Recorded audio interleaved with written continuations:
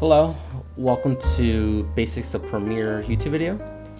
I'm going to do a brief overview of Premiere. So just disclaimer out of the way, there's a lot about Premiere that I won't get to fully cover in this video, as Premiere is a very heavy topic to go over. So even though I might just quickly glance over some things, I will have more in-depth tutorials for topics I'll cover in this overview. So that aside, let's get started. So before we even open up Premiere and start working, we first want to make sure our file organization is very good. The reason being is that we might have to either look for footage later, reuse it, whatnot, whatever the reason may be. It's very important to have your files organized and be able to quickly find them. So for example, this is my file organization.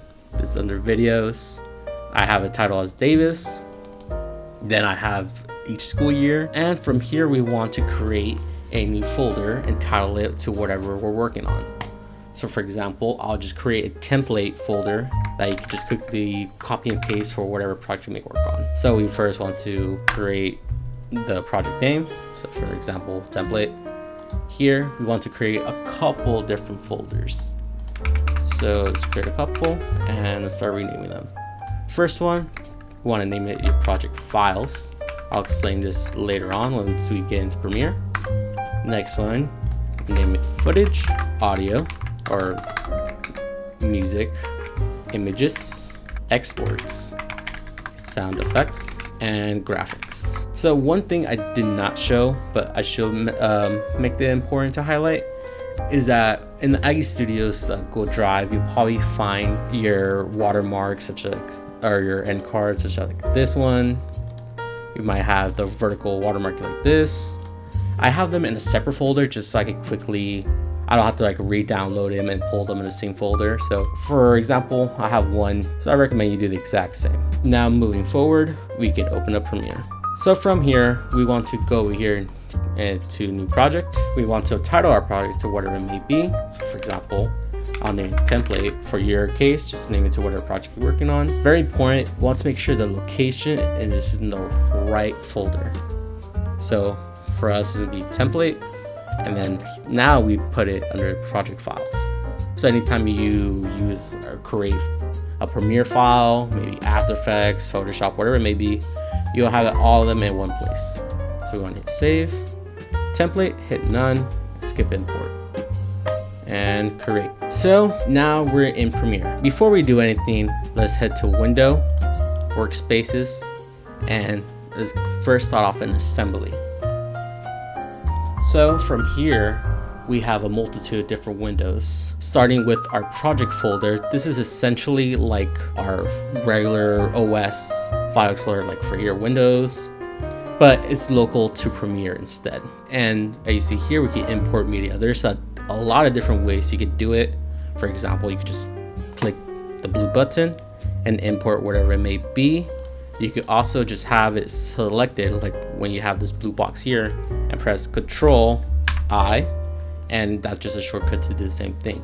I recommend using shortcuts whenever they are, and going forward, I will mention shortcuts whenever I use them. They save a lot of time. Another way you could drop in clips into here is just simply drag and dropping whatever your footage folder, like once you download it and start working on a video, you have your footage that you download from the videographers. You probably have it like up here in the footage, and what you could do is just drag and drop the folder like so. But since this folder is empty for this purpose of this video, I'll just use this.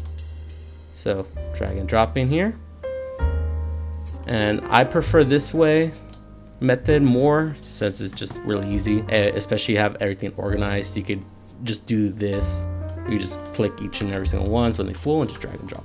In the project window, we have a lot of different tools here. For example, if we want to create these folders, or also known in Premiere as bins, we just go over here to new bins.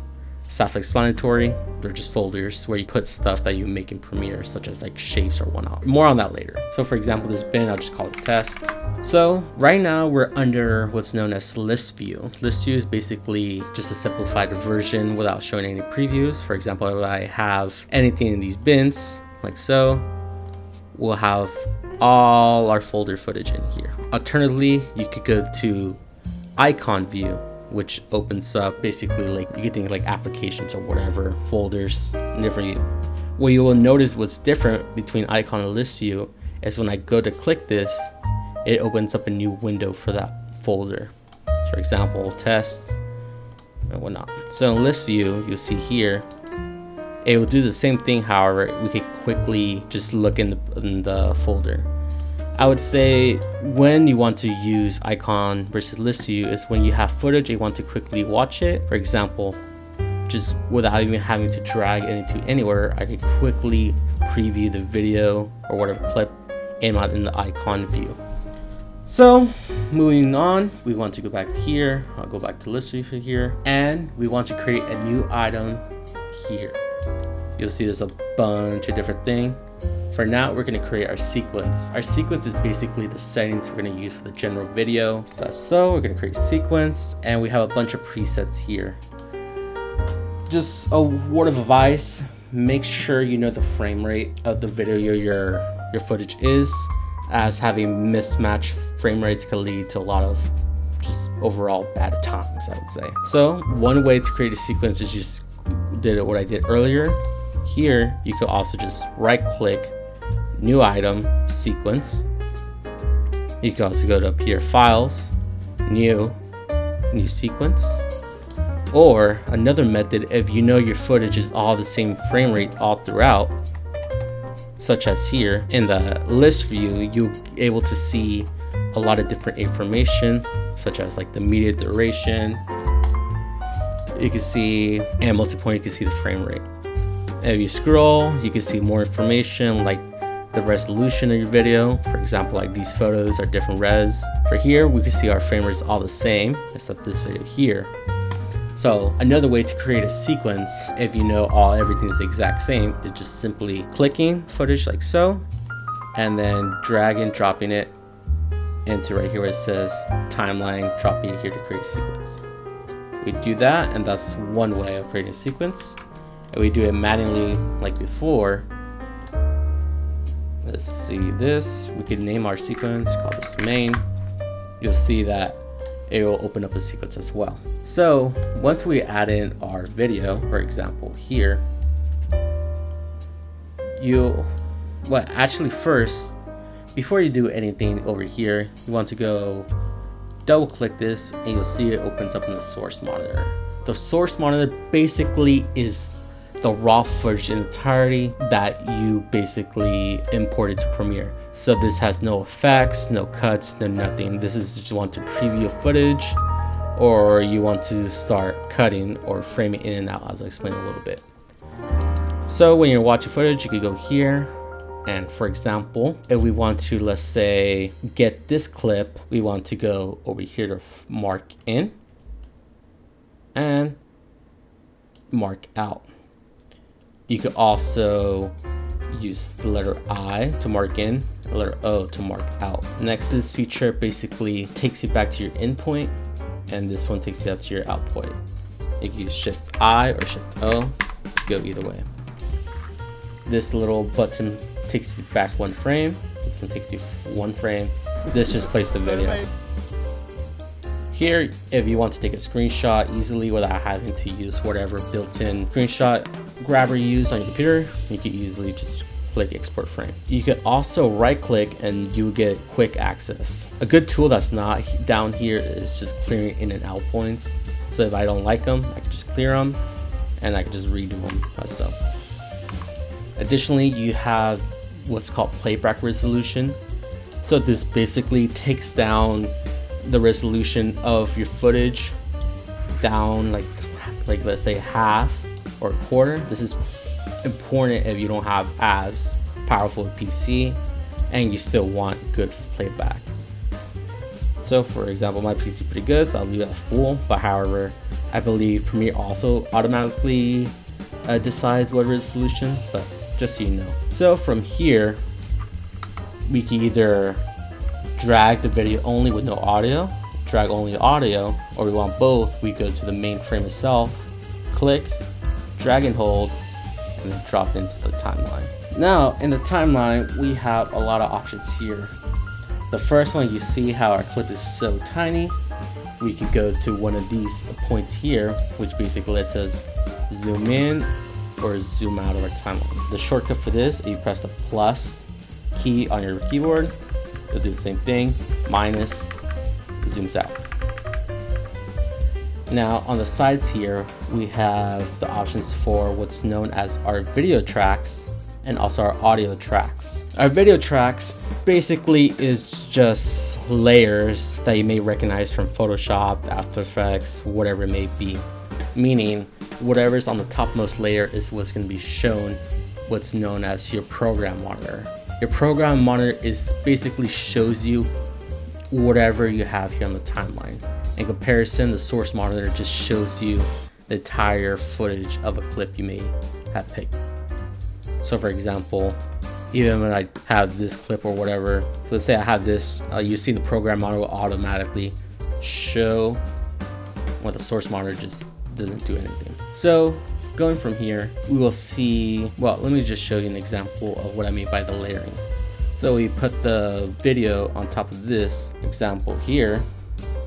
You'll see in the program monitor, the second layer is what's being shown. As well, this does not work the same in the audio layers. Rather, in the audio layers, the audio gets mixed rather than one plays and another does not play. For example, if I pull the audio of this video, you'll see them get mixed. You'll hear both audio at the same time. So we can also expand these layers. For example, if I push this down, you'll see the video layer get bigger, and also shows a little preview compared to making it small. Same thing for the audio. You'll see the sound waves get bigger depending on audio tracks. So for example, if I want to see audio track 2 as big, I could just drag this down, and now we go audio track 2, 4, and 3, and so on and so forth. You can also just make them smaller, whatever your preference might be. Also, in the audio track layers, we have this ability to either mute a track just to isolate whatever we may want. So for example, you want to hear this beach water or whatever, you can just mute this, and now only we're hearing the audio playback from layers 3 and 4. As you hear, now we hear all the other layers. Alternatively, you could also just press solo. So for imagine, if we want to only hear from audio track 3, we hit solo, and this will basically mute everything else. You can also do it for like this, and yeah. Also in the timeline, you can move our clips whatever you want. You can think of them as like puzzle pieces. You can move them up and down a layer, like so. For example, if we want this video to be what's shown, you can just drag it on top, and now that's on top. You can even do it further and create audio tracks. Even with audio, you can pull them down, do whatever you want it to be. I say just call them like Jenga pieces, move them up or down, whatever. Now in our program monitor, you'll see some similar tools as in the source monitor. For example, we could also just frame in and out of our programs for if we want to export just a certain part. More on that later. Same thing, you could go to in and out points, go back one frame by using the left arrow on your keyboard, important for another step later. You can hold it and it'll just automatically do it, playhead, whatnot. You could also export a frame, comparison view, which I find really useful if you're like color grading and whatnot, more on this. For example, this half of the monitor will show me whatever is on the playhead, while this will just can show me whatever instance I want on the timeline. For example, this is showing me the frame at 418, and for example, we go to 418, you'll see the same thing. Now moving on to our toolbar, we'll see we have a lot of options here. The most common one is the selection tool. Just you can think this as your mouse cursor. It lets you to click whatever around. Track select forward is very important if we want to move a lot of clips on our timeline. Instead of having to click every single one, you can just click A and it will select everything for us. So for example, with all this selected, I can just move it to wherever. Also, instead of doing every single layer, if we press shift, we'll now only do one layer at a time. So normally we press A, selects everything, shift, just one layer. And we hold down shift, and press A again, now instead of getting all the layers in front of our cursor, it will now get them all the ones in the back. For example, we'll select this, it will let go of shift, it will also do the same. If you want to go back, just press shift and then hit the letter A again. Moving forward, we have ripple edit. The most important one is the remix tool. This is very important, that if you have music that's super short, it does not fill the whole entire video, you could just artificially extend it, which means Premiere will select a portion of the song to loop over and over again until whatever duration you want. So I'll do that real quickly for you. Example, once we play this song, and let's say our video extends all the way out here, as we notice, our music is not long enough to go fit over here. So using the remix tool, we could just push it and Premiere will analyze it. It will find a point to loop. For example, these little squiggly lines represents what part of the song it's looping, and everything else will basically just be the original song. So for example,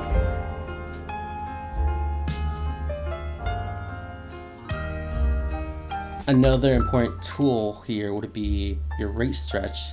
So for example, let's say this video and we want to extend it, Premiere will basically either slow down or slow up the video in order to match the duration. For example, if we stretch it more out to increase the duration, Premiere will basically slow down the video. Or you push it more to the left, Premiere will just basically speed up the video. Now, another important tool is your undo and redo. So for example, if I press Control Z, it will undo the last action I did. If I press Control Shift Z, it will basically redo. I believe you could also go to edit and you'll see your undo and redo here. For example, undo, redo. You also have a lot of options. You can do like cut, redo. For example, I have this highlighted, we'll just cut it out. But however, I find these very time consuming to have to do, having to go up here. For example, we have our razor tool, will basically makes a cut in our video. So for example, let's say I wanted to cut this part from starting from here, and I'll basically, if I want to cut all of this out and go straight to the action, I could just make a cut here, and then if I press delete, it'll just delete that portion of the clip. Wrong one. So you could do the cut tool. The razor tool is very important. You press the letter C for that one. So once again, let's say I don't want this part and I just want this moving forward. I make my cut and I delete right after. Another important tools, we have a rectangle tool, which basically allows us to create shapes directly on the frame. For example, if I left click, drag and hold, we'll create a new graphic on the timeline and as well on the video. So this is just a rectangle. Same if we go to the T, which is a type, it will let us type on the frame and also creating graphics. So another part of the timeline is that you could extend videos. For example, if I go to the very edge of a block, I would say, you can send it to wherever you want. So for shape tools, it's infinite, and as well you could do it for video clips as well. So let's get a fresh clip in here. For example, let's say I have only a small portion of this frame in and out. So I have this, but then upon watching back, let's say I want to extend it without having to delete it and then frame in and everything out again. I could just go to the corners and Premiere will show us what portion of the clip we're adding on. So we see here, this was being added onto the timeline. So as you see here, that's where we exactly ended. And we also do it back. Additionally, we have these tools up here on the timeline. The most important one is our magnet tool. So for example, once I move a clip, you'll see it will automatically be attracted to the end of this clip here without cutting it. For example, if I turn it off by pressing the letter S, now fully manual. And by doing this, I could either possibly start cutting into the clip before that. For example, on the program monitor there, you can see what portion of the clip I'm going to cut out. So I leave here, I just cut out everything before that. So this is important if you want to do really quick cuts or whatnot. More on that different video. Moving onwards, we can also right click our clip. Once you open up here, I won't go through each and every tool here. More on that on a later video. However, the most important tools we want here is our nest feature, our labeling for color coding clips. For example, I want to make this rose. Now the clip on our title is rose, green, so on. Audio gain.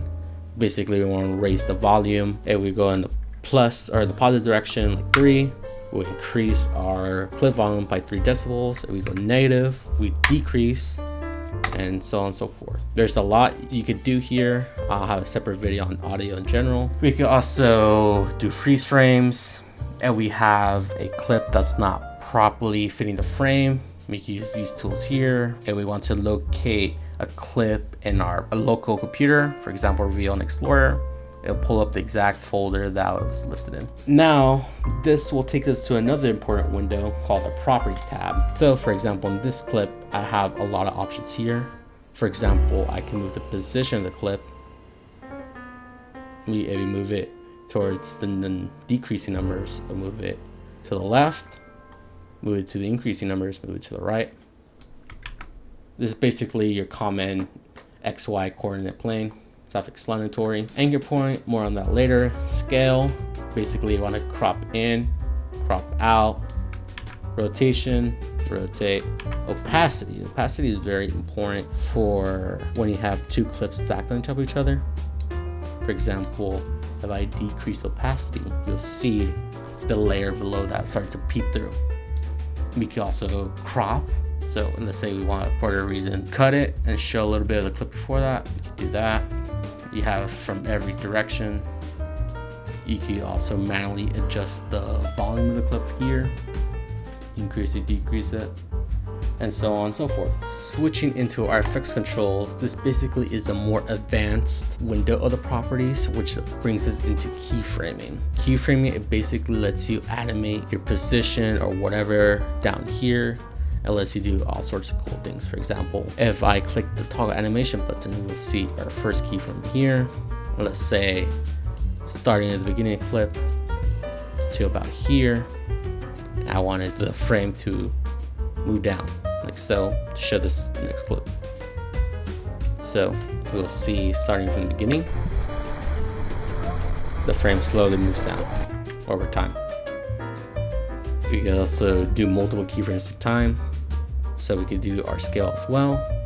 We also have these options that lets you skip directly to keyframes. For example, once I get to this keyframe, I can either remove it or add more. Yeah, so for example, just punch it in or zoom out at the same time. You'll see the frame gets smaller. You can play around with your opacity. You could do your volume. When you do volume, you can basically have the audio increase or decrease over time. This is very important for like montage type of videos. Let's move on to how to add transitions to our clips. So one thing I forgot to mention is that if you click the stopwatch again, so you'll delete whatever keyframes you had. And you press these, it'll reset the value. So like say, let's say I had it like this, and this will just reset the value. We head on over to our workspace and go to effects. Now we're going to effects windows here. We open up a lot of different options. I'll go more in depth into these. Like for example, these two, I'll go in my audio video, and these I'll probably leave them out, but the most important one that I like to use a lot is dip to white. So basically your footage will between this clip and that clip. So now where I transition, we'll see this is how it will look like regularly. And now with the transition, it looks something like this. I say play around with these transitions and figure out what you like. For me, dip to white is number one. Moving onwards, we'll go to workspace again.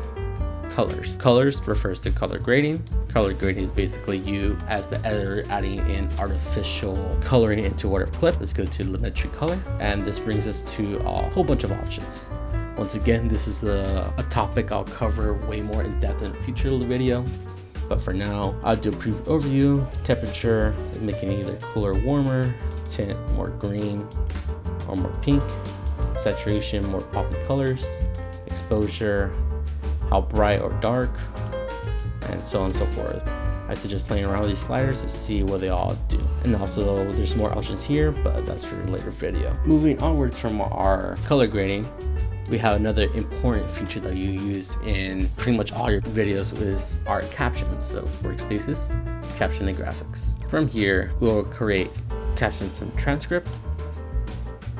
Make sure this is on subtitle default.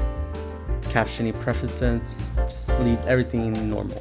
However, if you're working on an Instagram reel, for your lines you want singles, for YouTube videos you want doubles.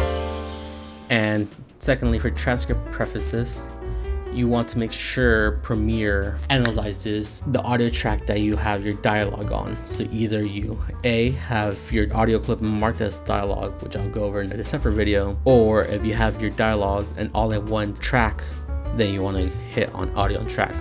For example, I want to do captions for this video, so I'm going to hit audio 1. Next, we press transcribe and create captions. From here, we'll see what clips are available for captioning.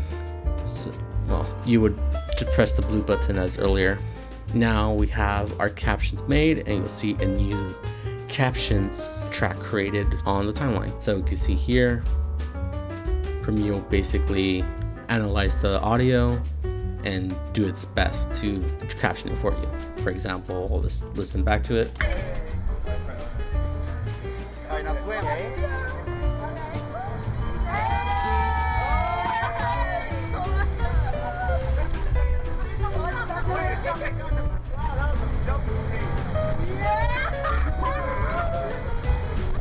As you can see, this clip is very noisy. Just gonna have a rough time trying to caption. Once we add a new clip, we go back to our transcript. So if we delete our caption track, or what I like to do, we retranscribe and create captions. If we go up here to upper right, you can see our progress for anything we might be doing. So for example, we can see our transcribe beginning here. For example, we can listen it back from here.